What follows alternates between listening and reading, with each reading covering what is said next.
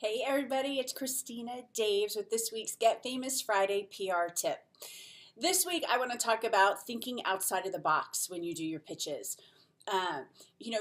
Don't say what everybody else is saying. Don't do the black and white that that everybody's going to pitch the media. Give the media the gray. Give them the excitement. One of my favorite stories is what a newspaper editor told me. He said, everybody opens their business and the mayor comes and they do the big ribbon cutting. He goes, I don't want the ribbon cutting. He goes, if you're opening a cupcakery, he goes, I want to see the mayor taking a bite of the cupcake. That's what I want to see. So that's same thing. It's a grand opening of the cupcakery, but instead of the ribbon cutting, it's biting into the cupcake. So I hope that gets you to start thinking a little bit outside of the box, getting a little creative.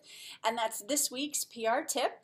If you like this, if you'd like to learn more, please join our free PR challenge at www.yourprchallenge.com. It's a 10-day challenge. It's 10 minutes a day. That's all it takes to get massive visibility for your business. So I can't wait to see you in the challenge, and I can't wait to see you in the media.